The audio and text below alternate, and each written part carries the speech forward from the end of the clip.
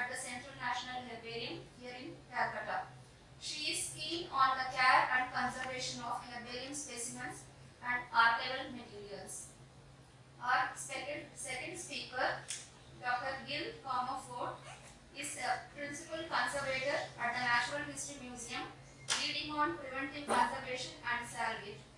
Her main interest is in providing long-term strategies to reduce the rates of decay within collections and to incorporate sustainable methods into all aspects of the National History Museum conservation effort, particularly when specifying collection environment parameters.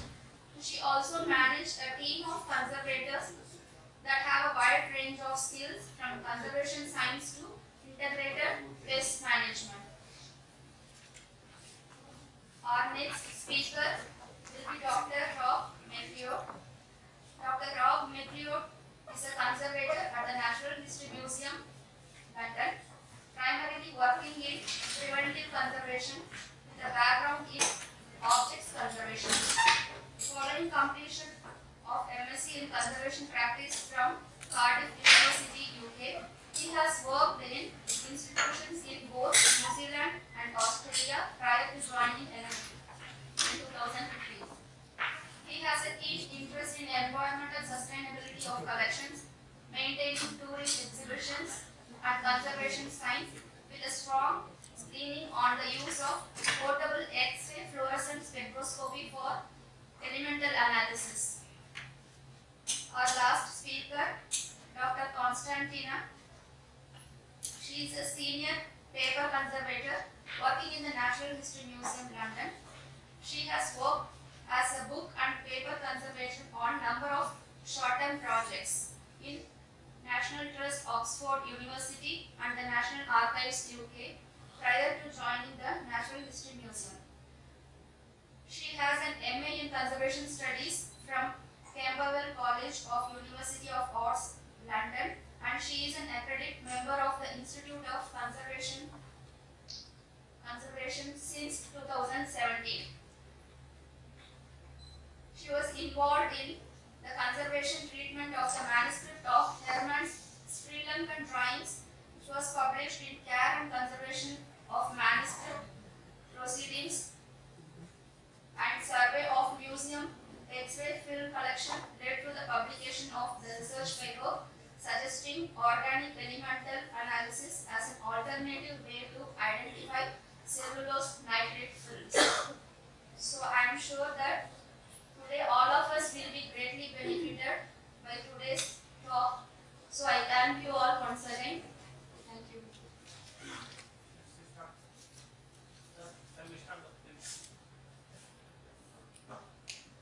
I don't know whether they hear me or not. I think yeah, they can hear you well. Yeah, she nodded, yeah. Okay. Good afternoon and good morning to you all. First of all, I, Dr. Ashok Mao, Director Botanical Survey of India, would like to thank show our appreciation for organizing this program and giving your time. When Dr. Ranee sent me an email that she's coming to India and also she would like to visit and also she wanted to give a talk on this particular topic which today we are going to listen to you all. It's new to us because we are, in a way, this department has a lot of work to be done in this aspect. But we don't have expertise or we don't have anybody who is expert in this.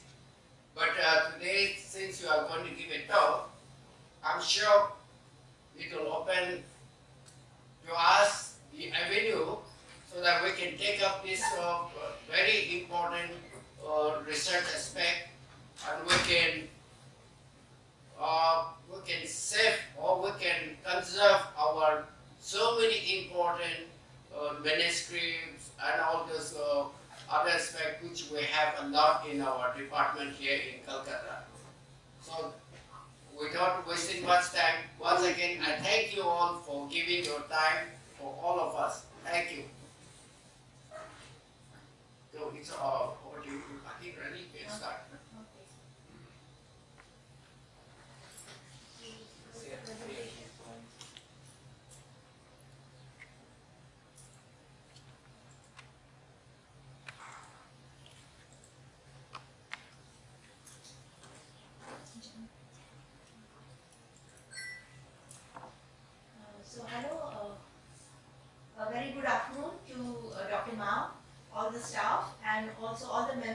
tirelessly worked hard to make this talk possible today. So special thanks to Gopal Krishna, Anand, and Sanjay, Dr.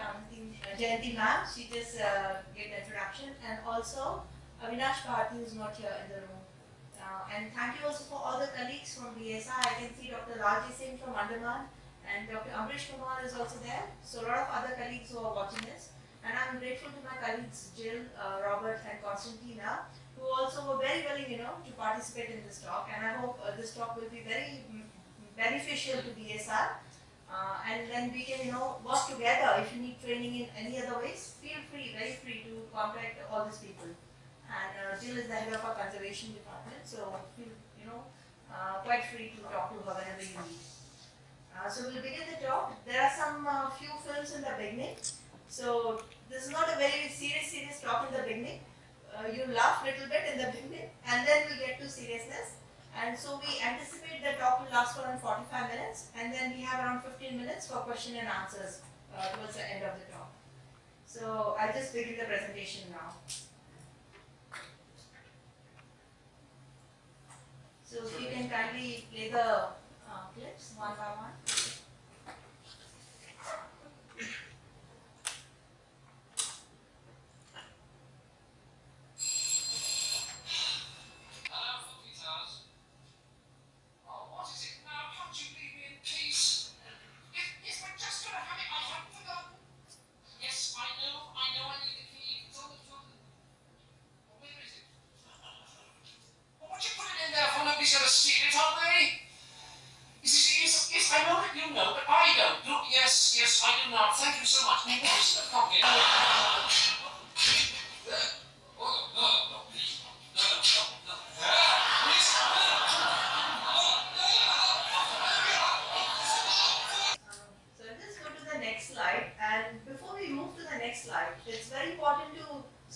Observe, what are things happened over there.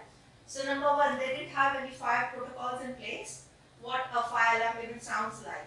So that was first thing. Second thing was, he didn't know where's the key, how to raise the alarm. And then also you can see the fire extinguisher. He doesn't know how to operate fire extinguisher. So at the National History Museum, we have all been trained how to recognize a fire alarm and the other alarms. And then how to even operate the fire extinguisher. So for a small fire extinguisher, the very first thing we advise to people is, the staff safety is the most important thing. If you're not trained, you're not supposed to use it. And if the fire is only of a small bin size, then only we are allowed to operate. For other things, the firefighters will be coming and doing the things. But it's important even just to have this basic knowledge, what to do in the event of emergencies like fire. And then what to do if you are flooding. You are right next to the river Ganges. And then you always get typhoons over here, isn't it? In the garden where you have a lot of trees uprooted. So how to deal with those kind of emergencies? So that was the reason we are having this talk today. So I'll pass it on now to my other colleagues. They'll do all the talking. And if you have any questions, we can have it towards the end.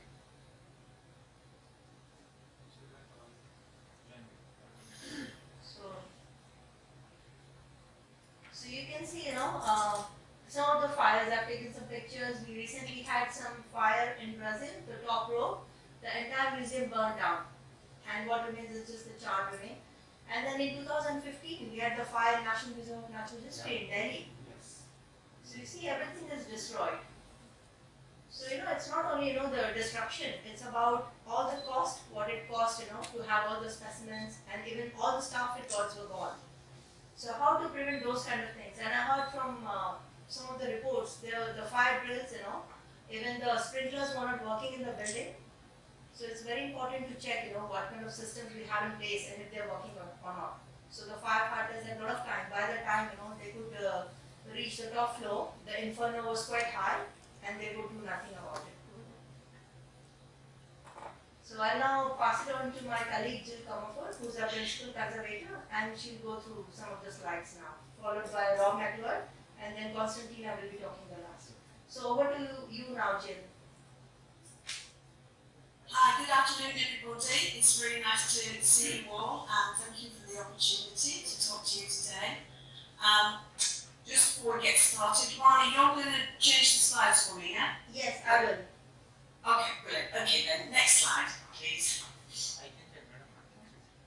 So, with no further about the planning. So the planning is the most important step. Getting all of your details in a formulating plan is very, very important. But as I say, we need to think about our priorities. So the people and the safety, the welfare of the safety and the visitors comes first, and the assets, which would include the museum's collection, are the second priority, and the third priority would be the business priorities. But today we're going to concentrate on the museum assets, which are the collections, and planning to make sure that your organisation is in a good place should an incident occur. Next slide, please, Ronnie.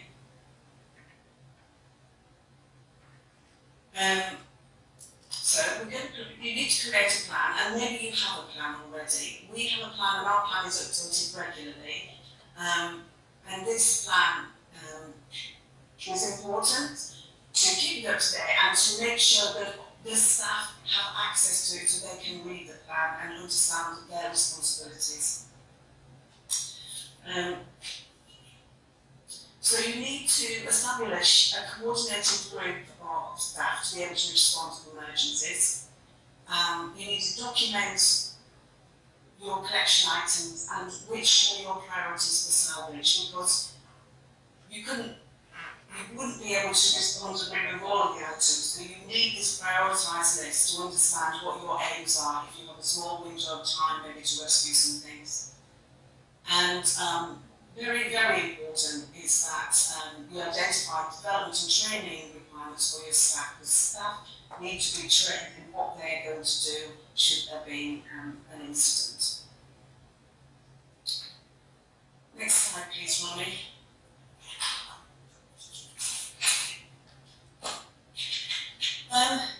So what should be in your salvage plan? Well, you need the contact details of your salvage officers and the contact details of your security and estates staff or maintenance staff. You'll need building and floor plans. As I already referred to, you need lists of your salvage priorities, lists of your salvage equipment locations, freezer locations, if you have freezers, because freezers can be quite a useful tool in certain types of situations. Details about your alarms, details on hazards in collections, which are really important for those people who are recovering the collections. Details about the keys for the cabinets and the display cases, and also extra information about health and safety and contact information for supplies and salvage services if you don't have enough facility on site. Next slide, please, Ronnie. So this is just a screenshot from our salvage plan at the Natural History Museum, and the plan starts with a list of key personnel, who those people are, and their contact numbers. And then for each collection area, we have a salvage coordinator, and in each of those areas, they have salvage officers. And the idea of the way we're set up here is that we have people who understand the collections in the buildings, because we have a lot of buildings, and so there is a key contact for each building and a number of salvage officers within that building who are familiar with the collection, so that they can be called out by the control room should we have an emergency. But it's also good to have the contacts of other people like network managers, database managers, so that in case your network goes down, you have some issues getting hold of data, this will be post the incident, these people are involved at the start. Next slide, please, Ronnie.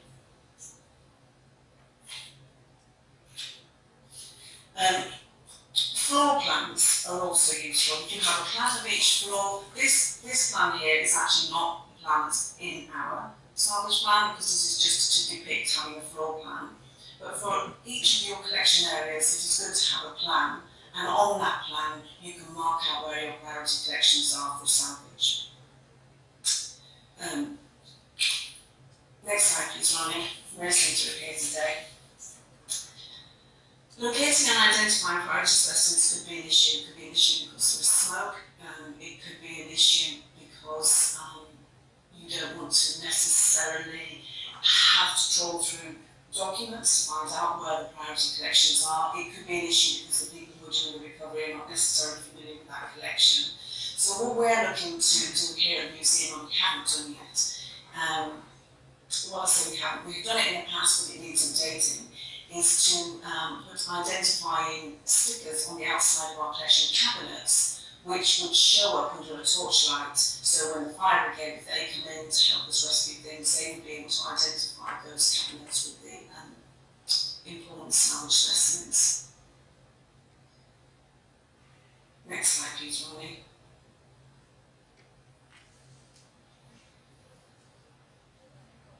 Grab sheets are also a useful element of your salvage planning. So once you've decided where your priorities are, to produce grab sheets, these are information sheets which have a picture of the item that you want to rescue.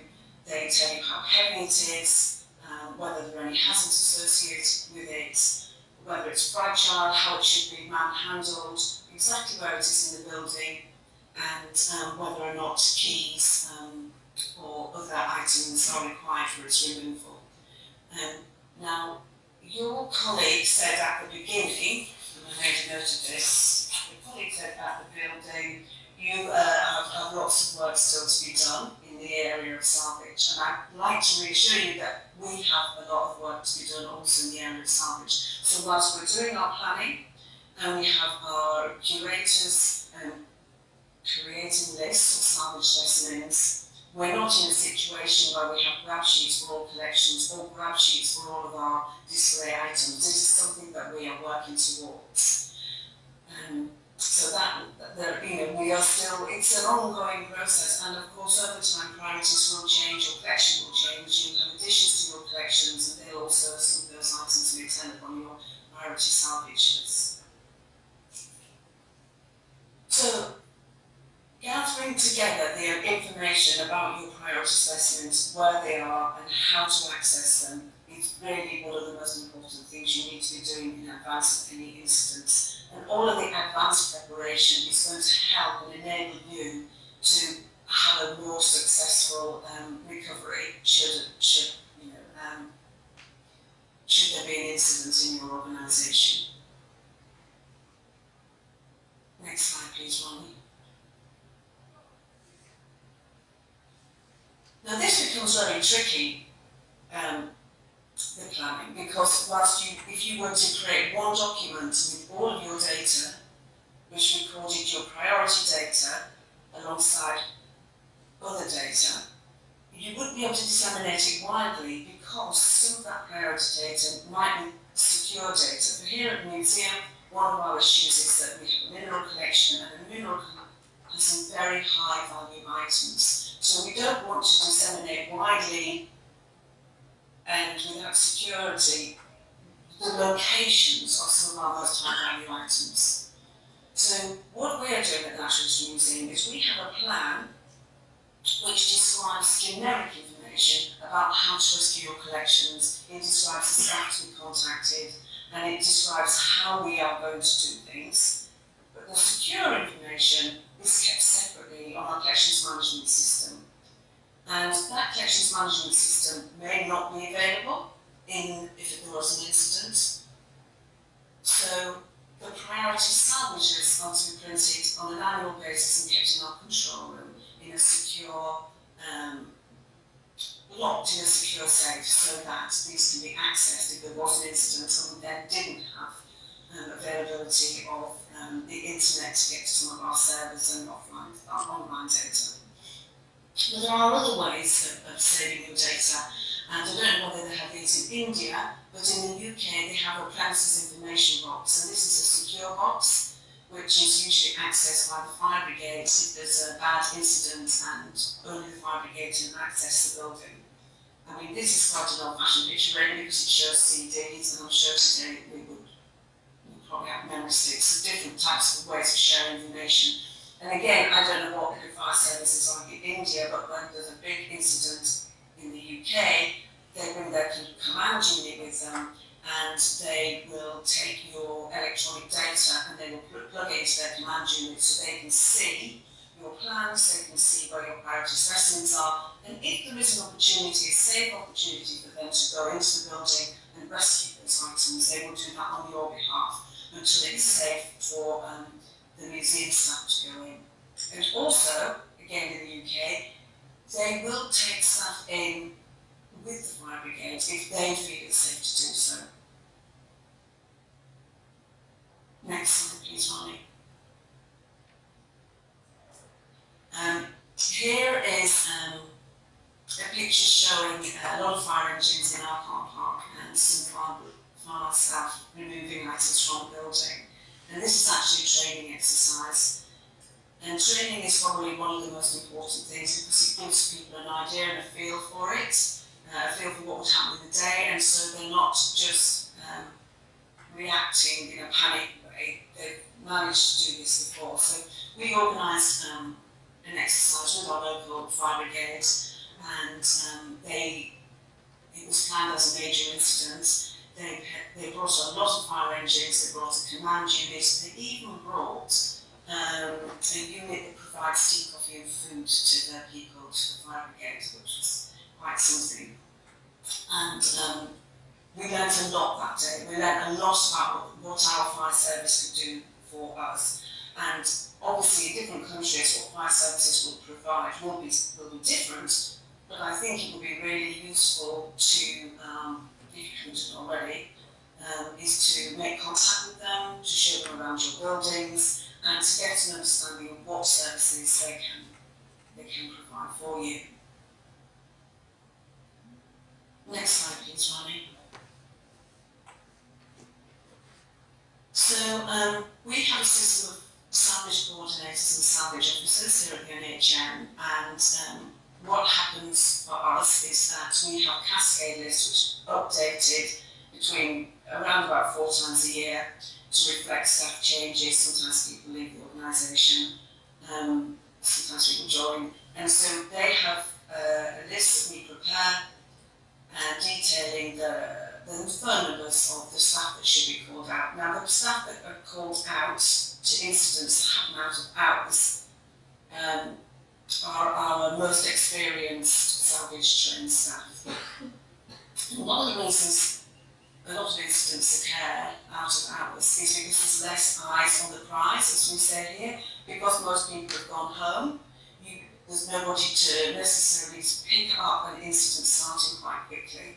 And what we have learned through studying fires in heritage buildings, they're normally caused by poor electrics, often from distribution boards, or where contractors have been in and they've been doing roof works. And those are the 2 most common causes, are hot works in the building and also electrical works. And so often these fires start small and maybe not noticed straight away, maybe in a roof vault, and so it's often out of hours with staff are called. So the control room have a list of all the staff, and they know for which buildings they should call.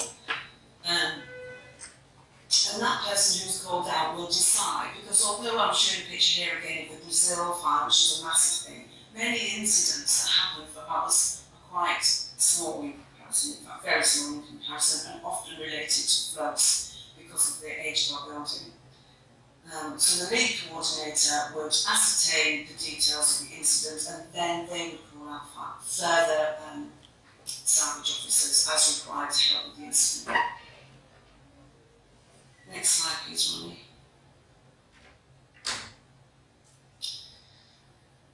So the salvage coordinator is responsible for leading, supporting the lead salvage coordinator. And we always say here at the museum that, we don't know who's going to be available on the day. So the most experienced person who turns up with one site first is the lead salvage coordinator, but that might change if somebody with more experience turns up after them.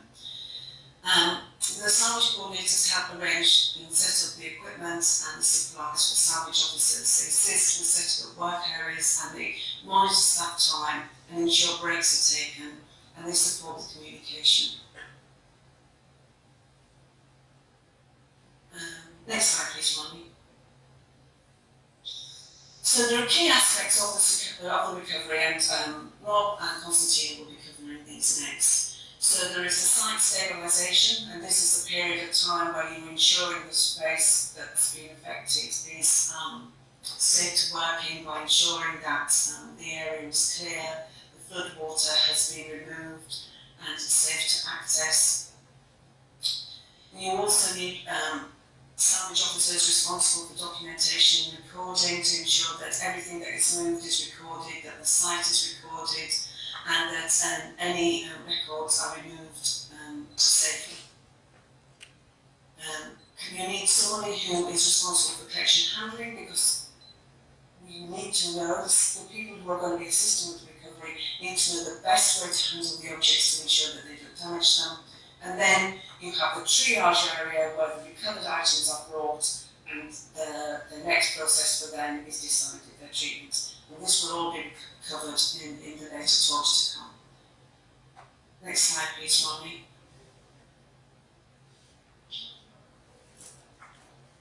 The building estate manager is also very important here. Here at our museum, we always have an on-call estate manager, and they will be responsible for ensuring electrical services are provided for the recovery, ensuring that lifts are working, that there is no sewage in the building, that the building fabric is stable. They'll be looking at the ventilation and looking at the external hire equipment in case we need sump pumps, dehumidifiers, heaters, and also identifying temporary storage for salvage specimens. So we work very closely with our stage managers to ensure that they can be part of this big team. Next slide, Ronnie.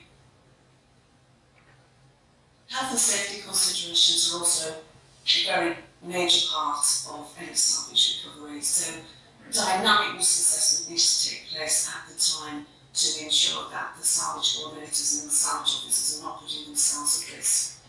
The PPE needs to be provided and needs to be appropriate for the particular circumstances.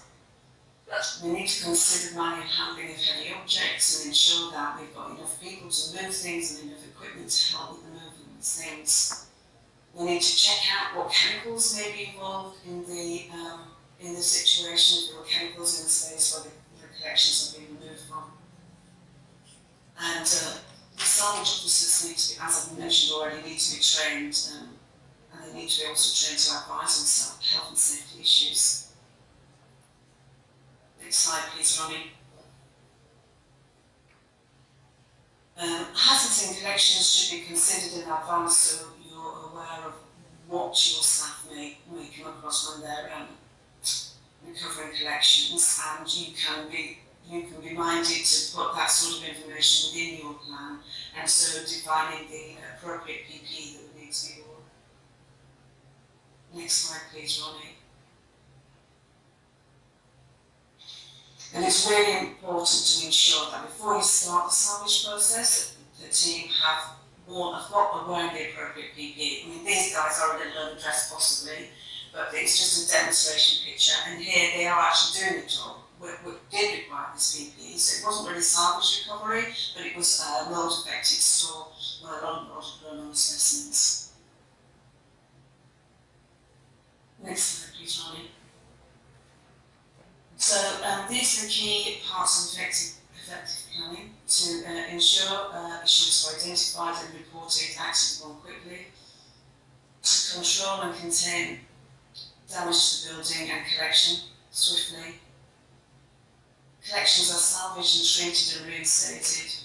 The building fabric is restored. Service disruption to users is minimised. Staff and user safety is a priority throughout, and you then able to return to business as quick as reasonably practical. I think that's my last slide, Ronnie. Next slide. Thanks, Jill. Over to Rob McLeod now. He's also a conservator at the museum. So hi everyone, and thanks again for having us. So as John mentioned, so we can clearly on with how we look at actually salvaging the collections. So that's going through documentation and handling, along with some aspects of cleaning some contaminated and wet specimens. So next slide, please. So upon beginning the process, the first thing you're going to do is push assessing the area that you're salvaging from. So it's going to be a dynamic risk assessment looking for potential for electrical, fire and sewage hazards in anything associated with water ingress. You may have dirty water going through. Trying to identify what your primary issues are, where your salvage equipment points are, and whether or not it's safe in the first place, such as your objects or potentially if it's better just leaving them in place or look for a better opportunity to actually collect them, whilst making the area safe. Ensure that you document the scene, so this could be stuff like using photography or writing down relevant information on the objects that you're looking at and looking to salvage. So making sure that you do this before you move and take any information on the pictures as you go, so all contextual information you can get is important at this point and can be critical for trying to work out some information on objects later on. So in large scale disasters where you've got whole collections affected, it can be quite useful to use grid systems. So these are actually used in archaeological digs sometimes where going up the area into grids and then you're giving the information grid by grid on pictures, for example. And then you're just making sure that your documentation as you go can be as simple as you like. So things like just noting down whether or not the object you're collecting is dry, wet, damp, soiled in any ways, and kind of got soot or things like that going on. And as you're working these things, you want to make sure that the labels that are with them maintain is kept with the objects as much as possible, so you maintain the information of your objects and where there's damage and water resistant labels. So we use target labels in these cases, which you can write on with water pens, and that will maintain the information for you as you move your objects along. Next slide, please. Right, so going on to the documentation and tracking, so you want to ensure that you've prepared your salvage space before you start moving into things, so that you've got a dedicated area or room that you're moving into. It's no good starting to move things with nowhere to go to, so basically it's trying to minimise as much object movement as you can, because the more you move the object, the more likely you are to cause damage to it. So having your place set out in the first place will ensure that you're handling it as little as possible and reducing the potential for damage. You want to sort your objects by their salvage priority based on their importance and conditions, so things like priority specimens is outlined by the department. So you might have type specimens that you want to prioritise, things like loan specimens from other institutions that you need to get out and prioritise. And again, making sure that you're separating your objects based on their conditions, so separating wet from dry, sort of run zones, and even at this point, making a decision on whether or not that object you're looking at is salvageable at all. So maybe that something's too far gone and your time's better spent on trying to rescue other things, prioritise those first. So ensure that your tracking is consistent across where all your movements are happening. So elaborate on where that's going. Sort of give some examples, things like moving from one triage space to another. If you've got large scale problems where you're concerned about mold growth, you may want to freeze your objects, showing on the kind of material that it is.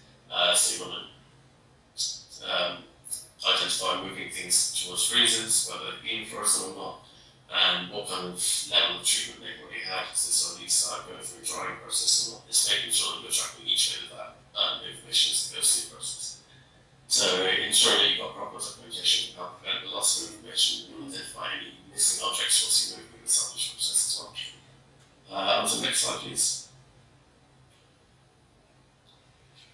So I want to ensure that you've got the correct personal protective equipment for the task, so make sure that it's appropriate to the situation, stuff like making sure that backwards you've got somebody wearing nitrile gloves, you may need thicker gloves depending on the kind of material you're working with. If you've got solvents, for instance, that you're working with, you may want to be using things like rubber gloves to ensure that it's not impacting your skin at all. Things like type seats can be used if you've got large scale water hazards going on, so like what Jill showed you in one of the previous slides. Things to be aware of, so I imagine with some of your botanical specimens, much like with us, a lot of our older things are have quite nasty stuff on them, usually got a lot of carcinogenic things. So specifically with things like our herbarium sheets, we tend to be dealing with a lot of mercury chloride on some of our older look out for, and that's one of the reasons we always make sure we've got correct personal checks and code for moving things. If you've got a situation where you've got a leak in process and your engineers are still trying to identify the source of the leak and shut it off, it's often better to move objects that are already still dry and prioritise those rather than things that are already damaged. So try and remove things that are just above the waterline first, because you're minimising things that get damaged continually. Instead of having hundreds of things that are slightly soiled, you've only got one or two on the bottom line, most of everything else out first. Prioritise your high importance specimens as well, so creating a priority specimen list prior to anything like this is really handy. So you've got a grab list of objects that you know in specific areas and your key objects to get out and prioritise above all others. So in worst case scenarios, you may find that these are the only objects you do have time to get out, so it really saves time and any time this is. On to the next slide, please. So when you're moving your objects, you'll minimise the handling of all your objects, particularly soiled or wet objects. The structural integrity can be sometimes at risk. So moving things in boxes can really help. Things like using boxes, trolleys where possible, and you can look to support objects in those with various different materials to try and support the shape of objects as you move them. Where possible, bulk move. So with large time things in cabinets, sometimes it's best not to just move the individual objects out of the cabinets, but move whole drawers, or if you're in a position to, you move the whole cabinet out of the space, as long as it's well supported and structurally sound. So next slide, please. So starting to look at specific stuff. I'm not sure of all the collections of items you've got, but I've got a general cover of all sorts of natural issue specimens going through. So looking at taxidermy, you want to make sure that you're handling things from the base where possible. A lot of them, if you're handling above that, you can cause unnecessary damage by crushing the objects. Sometimes you're not quite sure what they've been put together with in the first place. So try and do things like creating supports to maintain the structure of the objects, and with suture points particularly, they can be at risk of breaking as they go. Just be aware of some of these objects can be incredibly heavy, particularly if you're looking at things like much larger specimens that could be filled with things like plaster of Paris. It's a good thing to double check what your manual handling skills are like, and make sure with larger objects you're trying to do coordinates, it's lifting with the team and using things like trolleys and wheels and skates and slides where you possibly can. On to the next slide, please. So looking at skins, trying to avoid prolonged contact with them as you can deform them. So the usual thing here is to try and lift on non-abrasive supports. So it's things like archival board that you can use. There's a waterproof PVCU material that we use in the UK called Corex, which is great for this. Just be aware with a lot of these things that you've got those sharp edges on things, particularly if you've got very dried out skins, you can end up catching on bits as you're moving them as well. On to the next slide, please. So looking at entomology, you want to make sure that you're bulk moving where possible and really minimising any opportunity for contact. So looking at the idea of moving in the collection boxes or drawers is particularly useful for these. Even if they're a little bit damp, just ensure that they're not completely structurally compromised. It can be a lot better to be moving things from a drawer rather than object by object, because there's a lot more chance, particularly in a critical situation where you're in a bit of a rush trying to move things, you don't be damaging stuff more by moving it than if you could have just left it and moved it as a whole.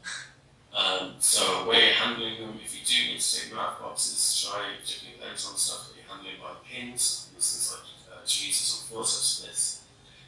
Just remembering that a lot of stuff like this, if they get completely soiled, they can be entirely unsalvageable, and sometimes it's best that you just move on to something else, unfortunately, and spend your time better somewhere else. What's the next slide, please?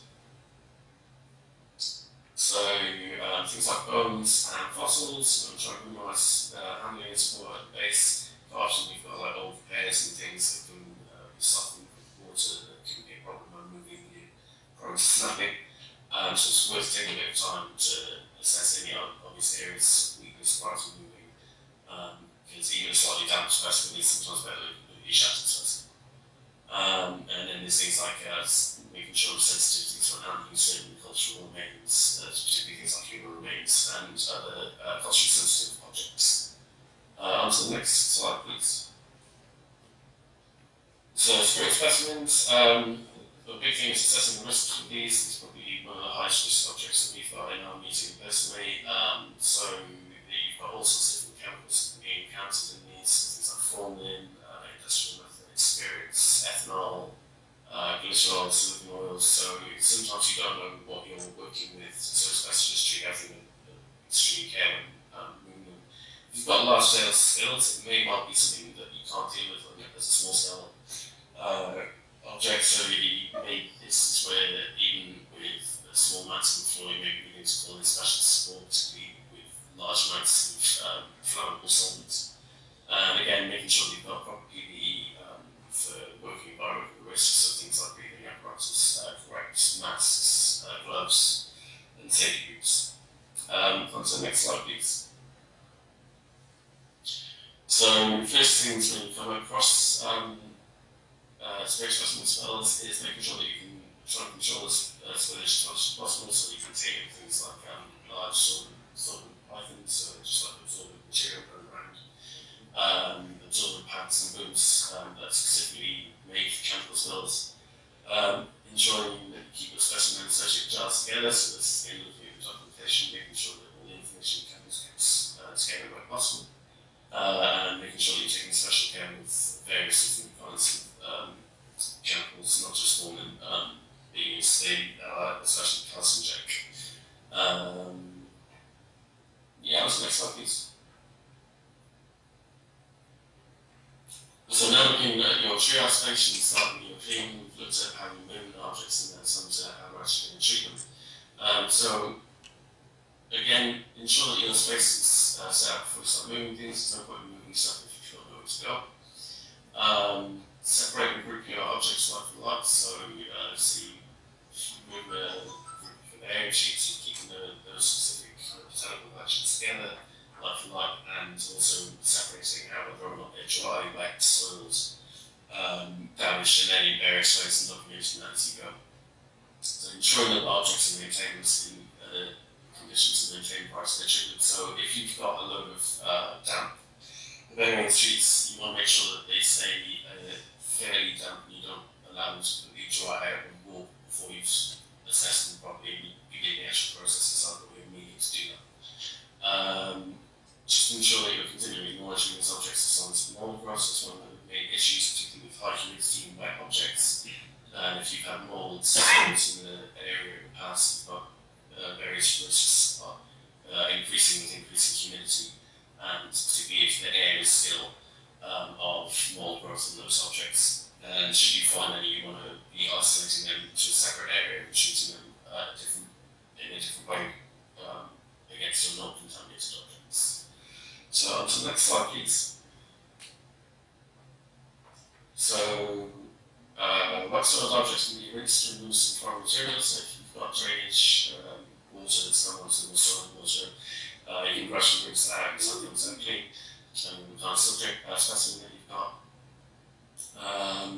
So obviously if you've got dry objects, you don't want to be rinsing them and getting them wet.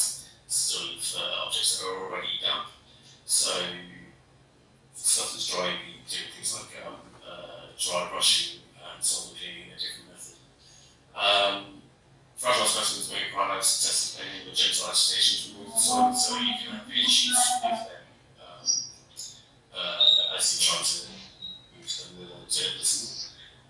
Those who not brushed will need to be dry prior to the mold being removed itself. So throughout this, you'll be continuing monitoring, as said previously, for things like mold growth and separating them out, so that it doesn't propagate onto other objects as you go. So looking at onto the next slide, please. So dry soiled objects will be cleaned with a soft before brush where appropriate. Things like more grain soil conservation treatment are advice from trained professionals on a case-by-case basis. Things like dried inactive mold growth can be brushed vacuumed away using such as HEPA filtered soft suction vacuum, so you're making sure that you've got vacuums that are appropriate to the job and they're not just pulling out and things like mold and putting it all over the place. So this is where we HEPA filtered is specifically. And things like active mold growth can be removed using the ethanol and swabs. That's again across all sorts of different specimens. And for large scale mold issues, you probably want to isolate the affected objects and seek specialist advice for that. So on to the next slide, please. So again, looking at taxidermy, be aware that the tail space has been struggling with stuff with a wide range of different materials with completely different drying characteristics. So while they're outside the absolutely dry, spaces inside may contain damp material with different drying characteristics. And as they dry differentially, this can lead to things like warping of the specimen, you end up with tears in the suture points and things like that. You want to continue supporting to maintain the shape of the object, so you may need to swap out supports that you use. So say you're tying around the object, trying to keep suture points together whilst it's down. You want to be swapping those supports out for dry ones periodically through the triage process. And for things like taxidermy, if you've got large scale problems where you have to move through and you've got a huge collection that's damaged, you can look at freezing certain ones, but only as a last resort. There's quite a lot to avoid mold damage and growth on them.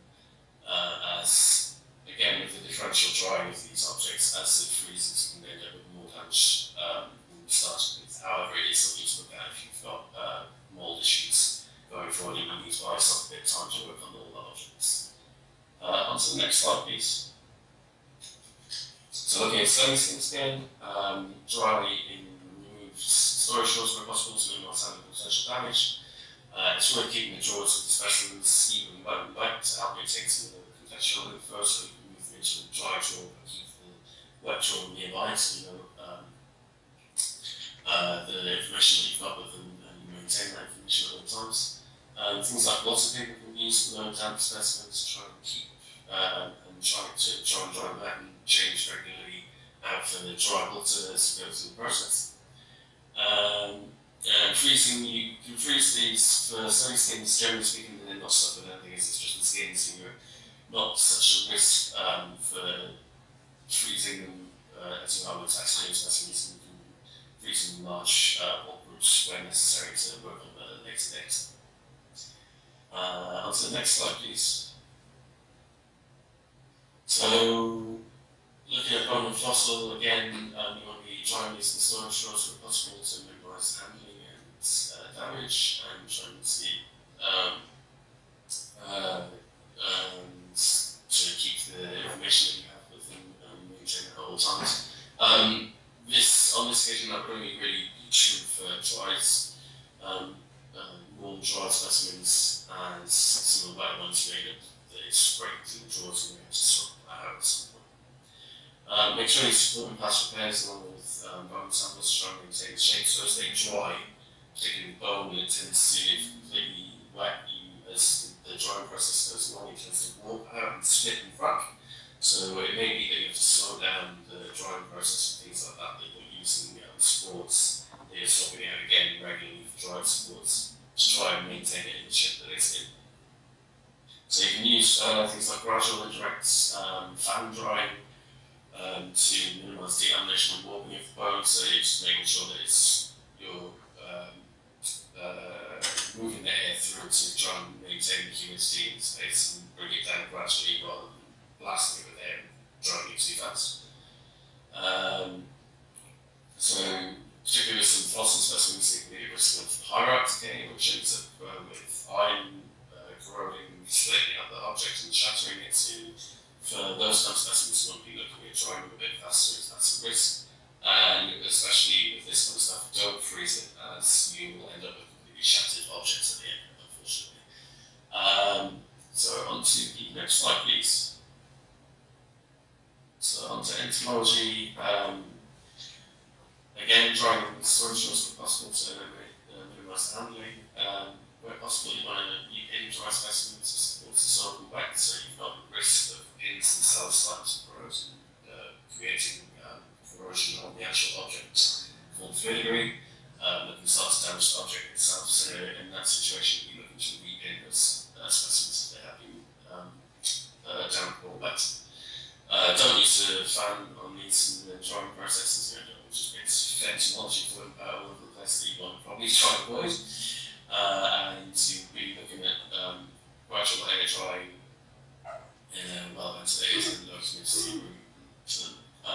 So with entomology, if absolutely necessary, you can freeze them, sorry. If you're looking at large scale disasters and you've got a huge amount of work to go through, you need to buy a bit of time to eliminate the possibility of mold growth, you can look at freezing them. However, if you can avoid it, it's best to avoid it because you can end up with a bit more damage on some entomology. On to the next slide, please. So, looking at wet specimens, specimens from broken containers and the labels need to be careful. Specimens from broken containers, you want to make sure that you're taking the labels from them to use into the next container, and generally washing with clean running water the specimen itself to clean off any soiling, and then return to the appropriate preserving fluid. So, like for like, so you should have known that it's come from ethanol spirit specimen, and you're retaining the age of ethanol spirit specimen, and trying to maintain the ethanol to water ratio that you've got in there. So specimens, looking at that, so specimens that have been subject to normal dryness need to be washed and restored to a state of gradual alcohol top up. So you're not, if it's entirely dry, you're not going straight to your, say, 70% ethanol that it was in the first place. You need to gradually increase that over a period of days and weeks until you get to the necessary ethanol level that you need. And again, with these, as a last resort, if you've got a huge amount that you need to go through, you need to buy up time to working through them. They can be frozen as a last resort. Next slide, and I believe that's my last one, so thank you for that. Pass over to Konstantina to look at paper specific. Thanks, Mark. Over to you now. Yes, that's the last presentation. So I will be focusing on rescuing paper-based materials. So Ranee, if you could change the slide, please. So I will refer to two main agents of deterioration, water damage and then wildfire damage, and what to expect to find in paper collections. Expand a bit about mold, how to deal with it. Triage plan followed by more extended information on how to clean and dry or freeze paper-based items, and finally a list of things to remember. So next slide please. When we refer to water damage, we have to always think what type of water. Is it contaminated or clean water? Clean water could be a result of a burst pipe, but when we have flat water, or in case of typhoon or other natural disaster, then we should actually think about mud and contaminated water. So let's start with what we expect to happen in the bound volumes.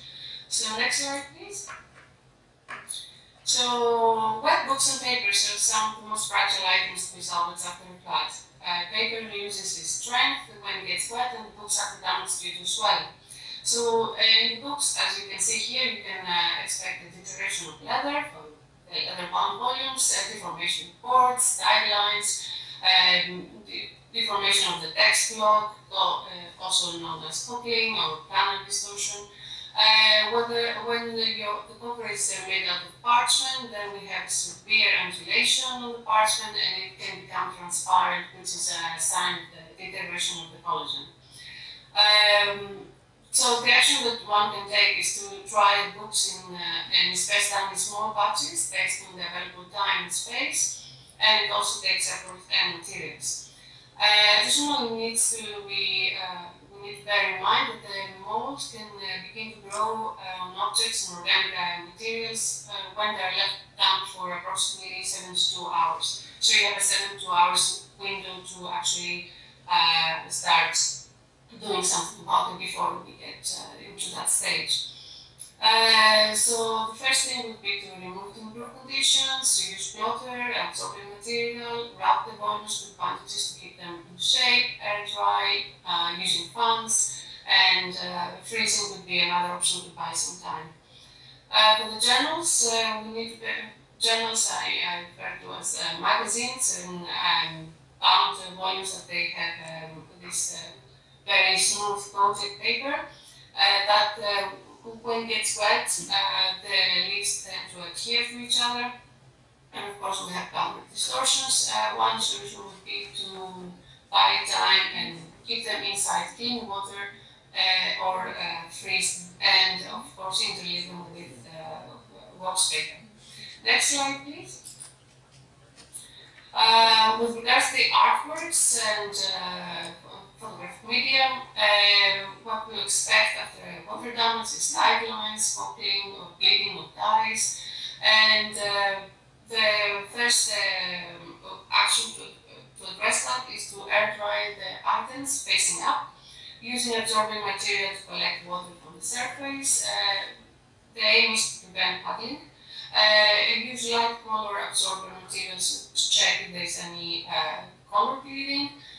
For the photographs, the emulsions could be affected and can be detached from the base, and also should expect some planar distortion.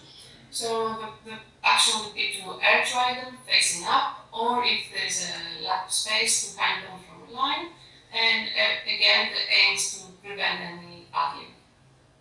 Could you next slide, please?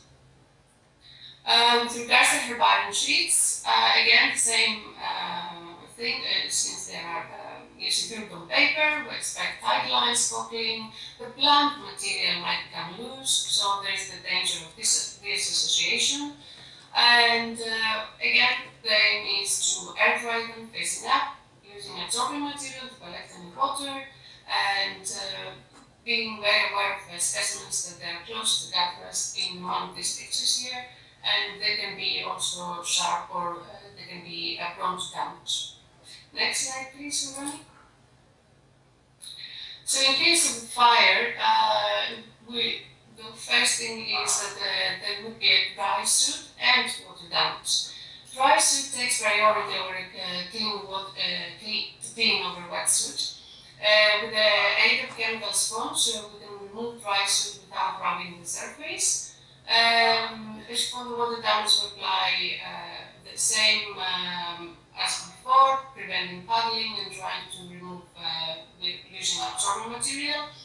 And the stages here is first to wash, then air dry, use water or absorbing material to interleave, and of course, as another alternative is to also freeze the item to buy something. Next slide, please. So, with all that though, we have to bear in mind materials that are hazardous to health, and for that we have to use personal protective equipment, PPE, and it's very important when handling moldy material.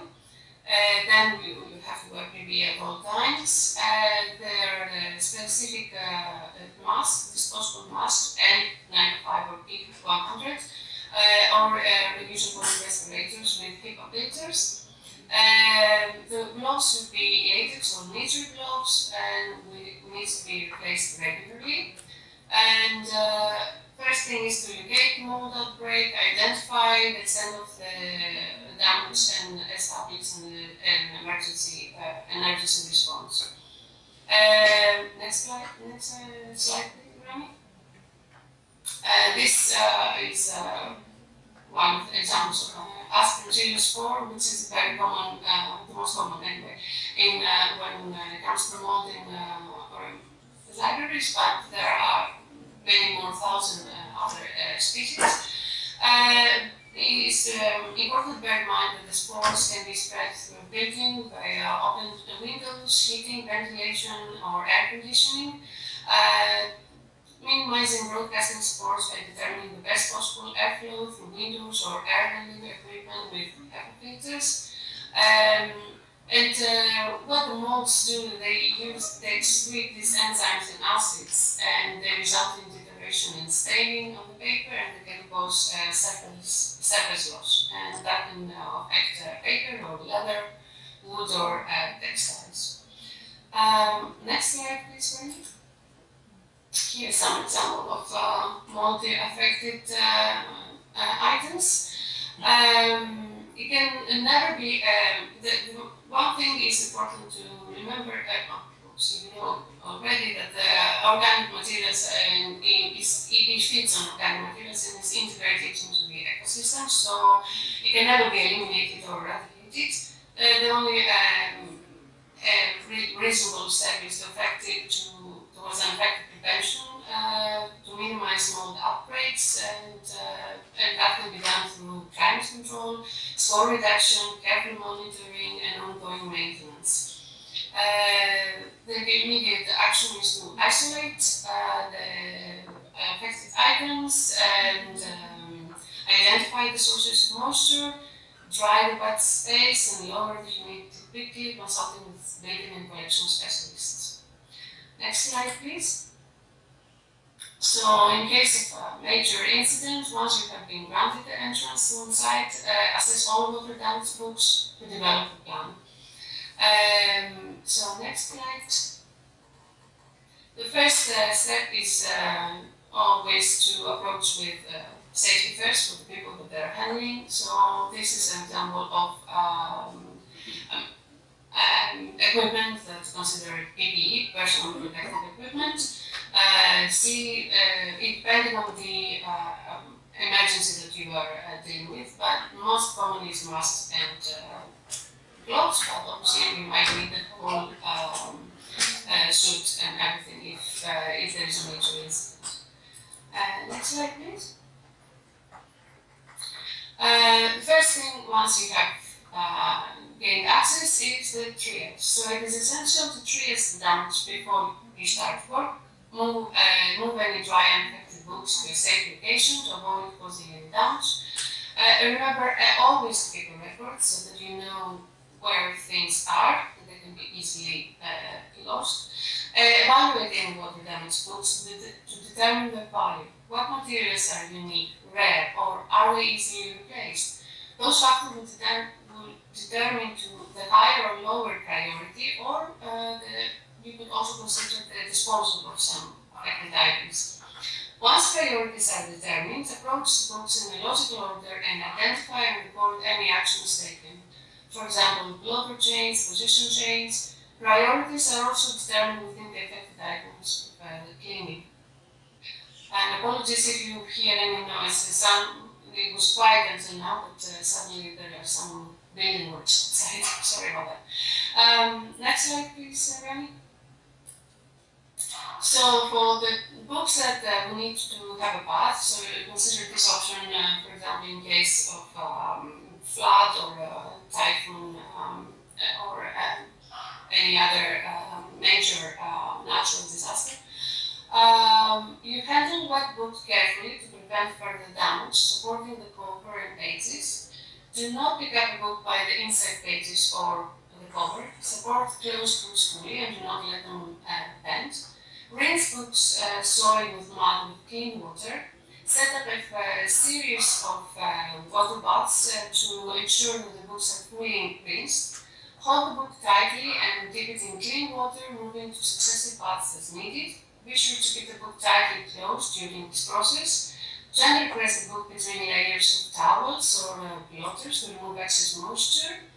And magazines or heavily coated paper, it's best to keep it in clean water for 24 hours and or freeze it for later to deal with later.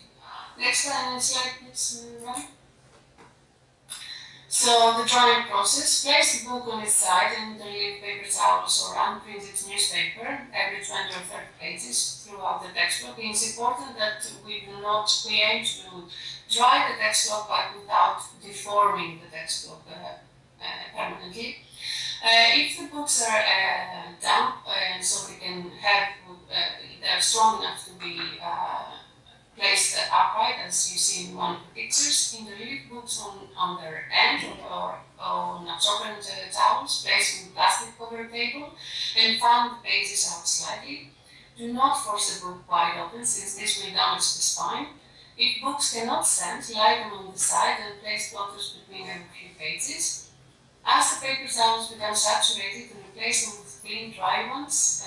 Reverse orientation of the books from head to tail. It's time the interleaving is changed. It is worth mentioning here that it will be great to keep a record of every time that you do this, so that any person that comes after that will know what has happened to this item and can carry on. Make sure the air is circulating in the drying room. If possible, run a dehumidifier to control conditions in the room. Change and relieving frequently. And you want items to dry before the 72-hour threshold for mold growth, so that you don't, you want to avoid mold as much as possible. When books are dry, gently press them on the boards or between other books to reduce swelling, and they will become flat over time. Items that cannot be immediately dried should be frozen until the time or space is available for drying. And I think it's worth actually mentioning a little bit between the difference in freezing. So next slide, please, Ranee.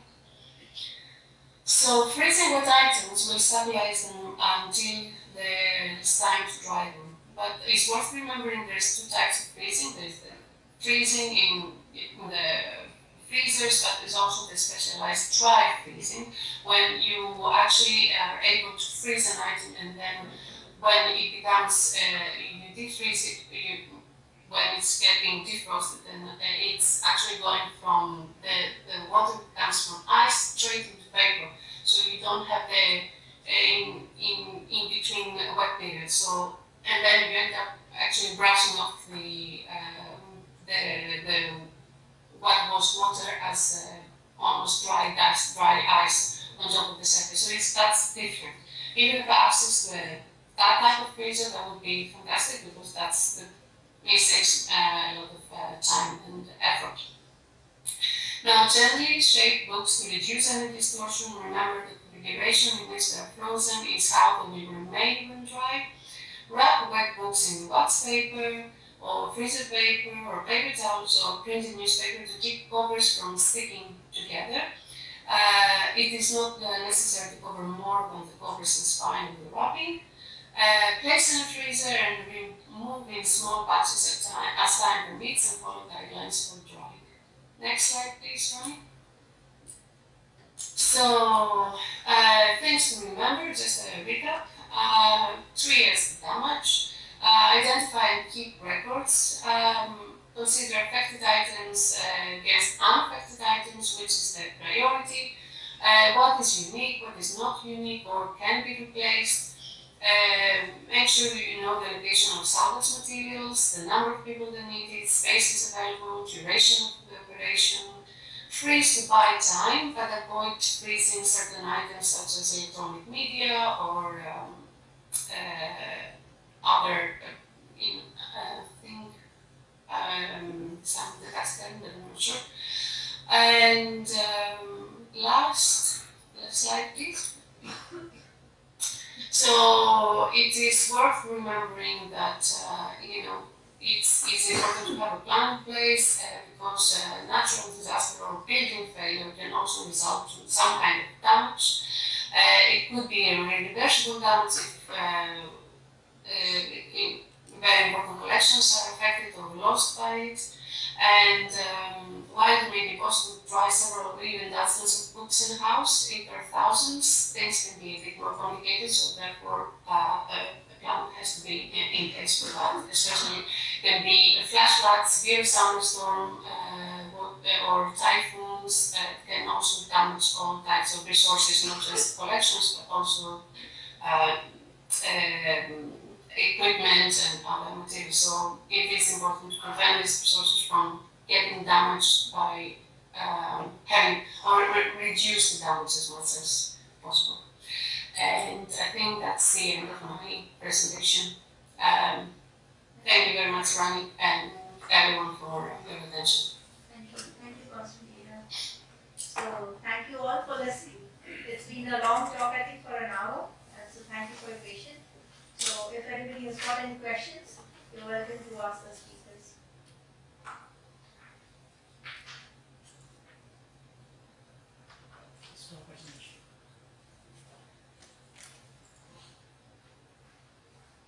Yeah, so we understand from, because we come from the museum background and we have different things, policies and procedures in place.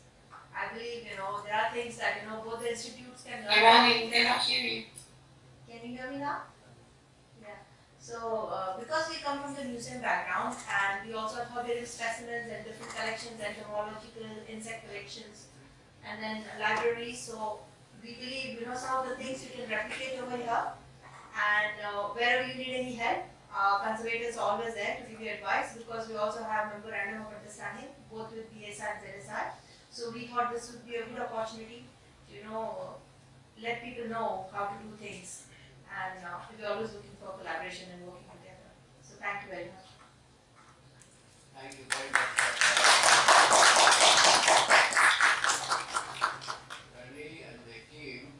I think it was a really interesting talk, because for many of us, I think it is a new thing. Because in our country, especially in India, we don't pay so much importance to all this aspect. You see, we have in our own building here, we have the fire system. But the fire system is not ready also. It's not working also. But we don't worry much. That is the key. So likewise, so many of the things are there we have. And if anything happens, like what you say, the fire or flood, many things are going to be lost. And because we are not prepared. I think it is a wake-up call for all of us. Now we need to prioritize what are the things which they are saying that for doing these things, because it will not be possible to do all the things, to rescue all the things. So we need to prioritize what is the most important thing which we should do. And one of the strange things we have is that we don't have a state officer or fire officer. These are the things which we need to, I think, streamline, and we also need to do it. So it's a good, very good that we have. I think it was very important for us. And anyone, if you like to ask question, you ask. I've seen it really, and it's a lot of things are there. And there's a very high chance of getting fire also. Because the whole building is this AC, air conditioned, and full of electrical lines are there. So any short circuit or anything happen, that can be really big loss for the country and for the botanical society.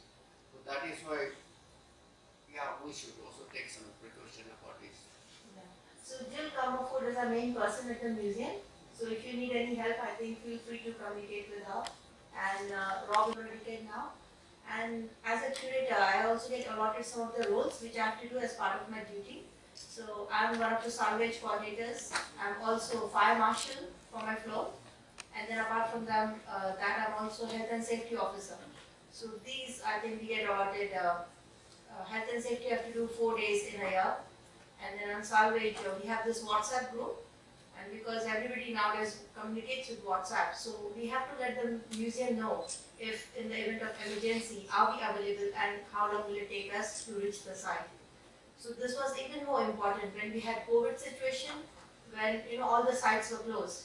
Even then, we were given special permission from the government. I had that actual letter that in the event of emergency, I'm allowed to travel. So that is something you feel so proud, that you're working for the museum and you're on the roll call. If things happen, you are available to go and help out. So I think having a team of people, with these roles, it's very important, and getting them training. Training is very important, how to handle these things. And I already told, Gill, Konstantina and Rob, if there are any fundings in the future, if they would like to come and, do some things with BSI, they're quite happy to do that.